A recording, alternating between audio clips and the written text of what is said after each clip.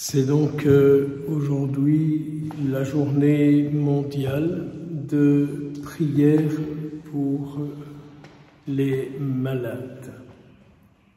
Je nous rappelle que cette journée de prière a été voulue par le pape Jean-Paul II, alors que lui-même était très malade et très souffrant par la maladie de Parkinson.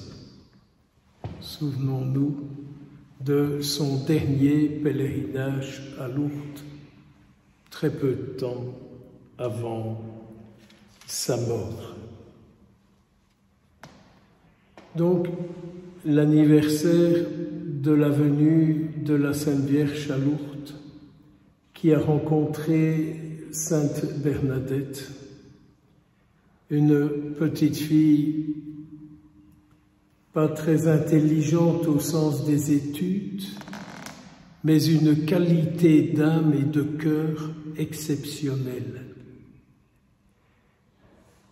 Vous ne m'enleverez pas que pour accueillir le ciel, il faut une grande qualité d'âme et de cœur.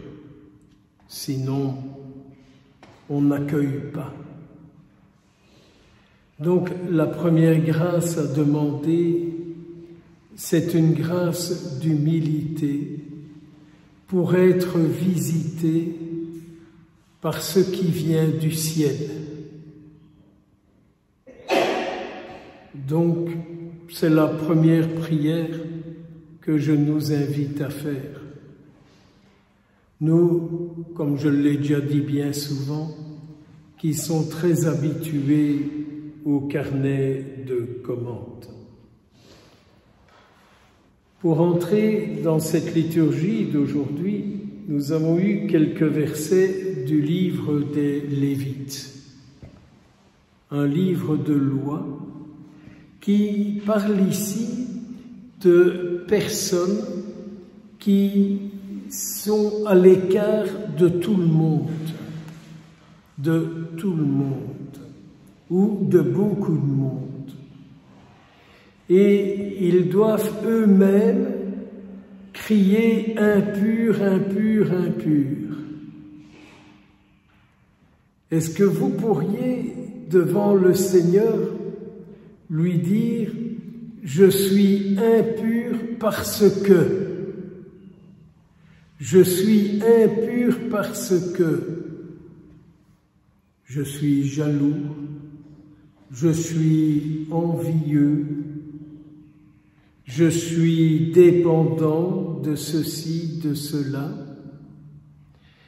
Impur, impur parce que je ne crois pas ce que tu dis, Jésus, mais j'ai quand même envie que tu fasses pour moi ce que je veux.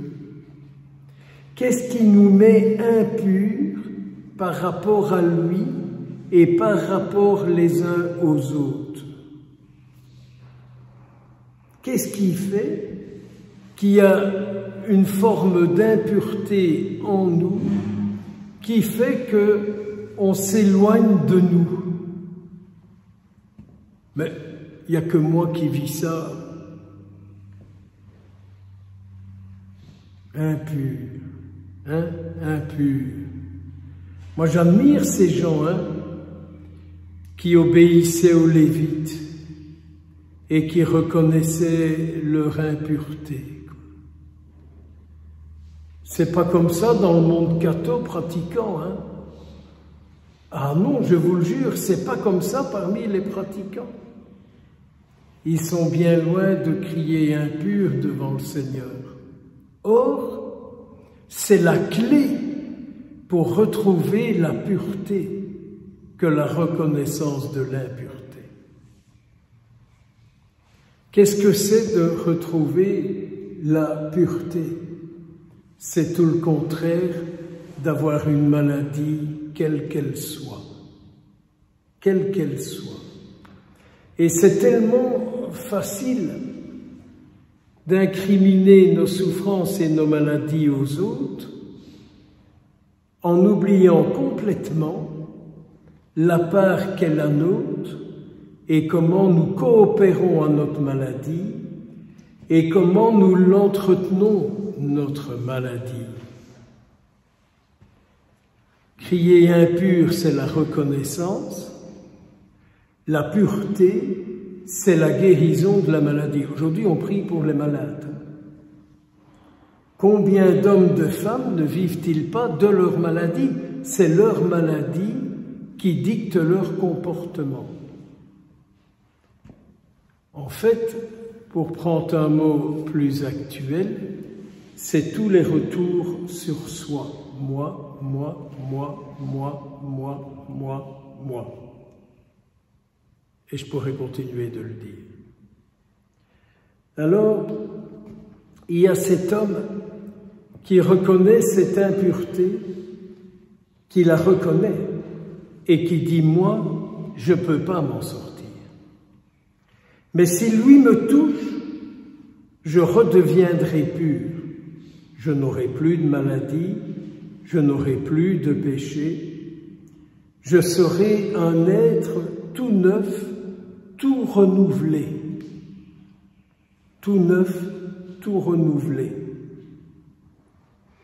Mais combien de personnes, entre guillemets, lorsqu'elles sont guéries d'une maladie, d'une dépendance, d'une addiction, retombent dans de la méfiance.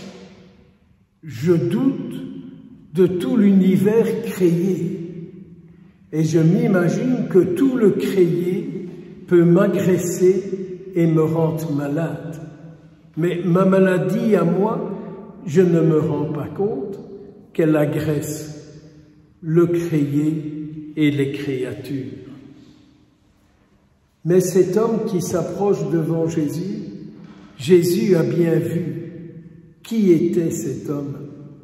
Et il a bien vu ce que cet homme deviendrait s'il le touchait en profondeur. Car ce n'est pas une petite caresse, ce n'est pas une poignée de main, ce n'est pas autre chose. Quand Jésus touche, c'est l'âme qui est guérie, qui est libérée, qui est délivrée. Et donc, quand l'âme est guérie, purifiée, libérée, elle ne répand plus rien de toxique dans le corps. Pour dire encore les choses autrement, le jour où notre âme sera délivrée de toutes ces toxines intérieures, il n'y aura plus d'infections qui se répandront en nous, que ce soit dans notre esprit, que ce soit dans notre corps, que ce soit dans notre cœur. Mais pour ça, je vous le dis, alors on comprend que la Sainte Vierge dit « Maintenant vous ferez tout ce qu'il vous dira ». C'est bien la raison pour laquelle, et ça m'énerve toujours, c'est la raison pour laquelle, lorsqu'on proclame l'Évangile, on dit au Seigneur que ta parole, elle reste dans ma tête, que c'est cette parole-là que je proclame et que c'est celle-là que je veux qui reste dans mon cœur. Et les autres, Allus, Beuten, si vous préférez en latin. Je crois qu'il faut savoir à quelle parole nous nous lions, car à la parole à laquelle nous nous lions à son auteur. Est-ce que nous nous lions suffisamment à Jésus-Christ?